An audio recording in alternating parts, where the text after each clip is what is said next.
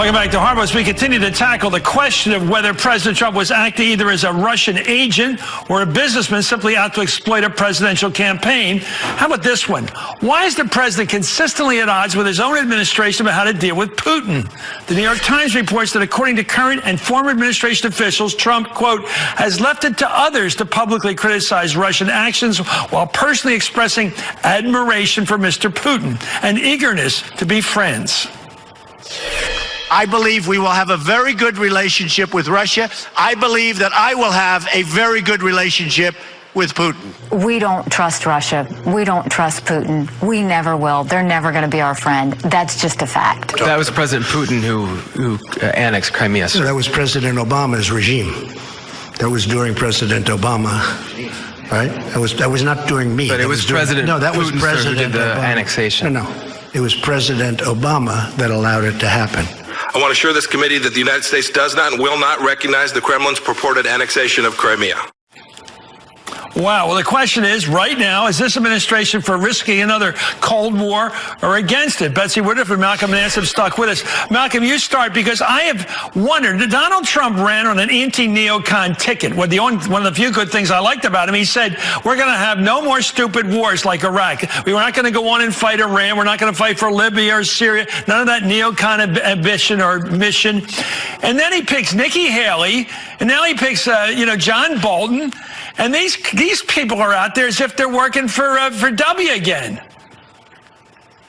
Well, Donald Trump lied. I mean, it's as simple as that. There's virtually nothing that he does within the body politic where you could actually express some semblance of organization or forethought. There's absolutely nothing. John Bolton was somebody who was foisted on him because of his hard line against Iran. He took him. He said Nikki Haley looked like someone from Central Casting, very well regarded in the Republican Party. He does not care what they say. And it clearly reflects the bipolar nature of how Donald Trump likes to govern. He likes people who look like they're supposed to be in the job, and then he makes all the decisions. You're unbelievable, Malcolm. I'm sorry. That's hideous. That is absolutely hideous. But all I know is, Betsy, I grew up under the Cold War. From 1947 to 1991, we hid under a desk, basically, because we had these Russian ones. They still have this nuclear firepower. They've got it. It may be a gas station with an army, but they got a lot of nuclear weapons. But they're 12th now in the economy in the world. But they're scary. Are we risking war with them, or are we trying to get past that? What's going on? I don't think it's realistic to say that we're at risk of war with Russia right now, but the hotspot obviously has been Syria. And one of the big challenges for this administration... Are we going to fight about Crimea and Ukraine? Is this country going to war over those issues? We didn't fight for Crimea or Ukraine under Well, you Obama. listen to Pompeo, it sounds like he wants to go back at it. Well, Crimea is currently being occupied. We haven't gone in. Nothing like the status quo in Crimea has remained the same from Who's in Obama charge? To Trump. Currently, Trump is in charge. The other thing that's important with this, though, is that all this dissonance within the Trump administration is directly affecting how foreign policy works. John Bolton, the national security advisor, was in Ankara earlier this month and wanted to have a meeting reportedly with the Turkish president, Erdogan. And Erdogan, according to all reports, snubbed him in part because what Erdogan argued was that Bolton wasn't actually Trump's emissary, wasn't actually speaking for the White House. Let me go to Malcolm, because you know so much more about this underground world of spying and everything. Having watched The Americans, I know about the Rezidentura. Okay, the guy in Washington, is a male usually. He's sitting in Washington trying to explain to the people back in Moscow what the Americans are up to. What's the Rezidentura in this city of Washington telling Moscow and Putin right now? Is Trump pro-Putin? Secretly pro-Putin because of old contacts, to put it lightly, the dossier, et cetera, the hotel? Or is he another Cold Warrior? What are they telling him?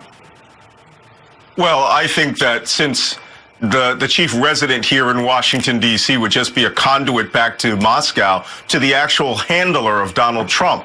And that is the ex-KGB officer who former communist, right, spent his entire life under the Soviet Union, who is now a billionaire oligarch Bond villain, Vladimir Putin, who is the handler of Donald Trump. Just remember, this is a president who we mentioned this earlier, who offered a $50 million bribe in the form of a penthouse to an ex-KGB officer.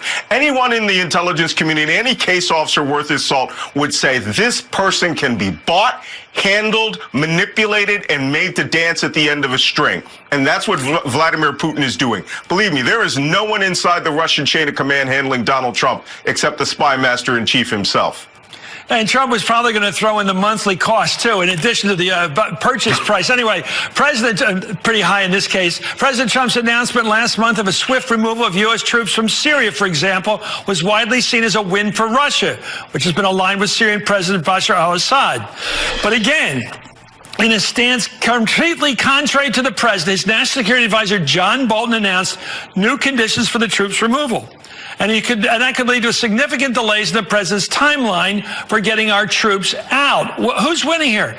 Trump says we're pulling our troops out of Syria. Next couple of days, John Bolton's over there talking to Erdogan, going to the movies with him or whatever the other night, and saying, well, it'll take time. Who's the boss? This raises a key sort of existential question about the way Trump builds foreign policy. Part of the reason Bolton wanted to add those new conditions to withdrawing American troops from Syria, but part of the reason is because the United States has been supporting Kurdish fighters who've been fighting ISIS in northern Syria. They've been our allies. They've been working for what the United States wants. And if the U.S. pulls out troops really rapidly without plans in place to protect the Kurds living in northern Syria, a lot of people who took risks to work alongside the United States will be in danger. And so that's why the Russia That's a marginal argument. I agree with you. Russia's not an ally. The Kurds are an ally. Trump now is trying to decide between the two and erring on the side of Russia. You make a strong point. I'll make another point.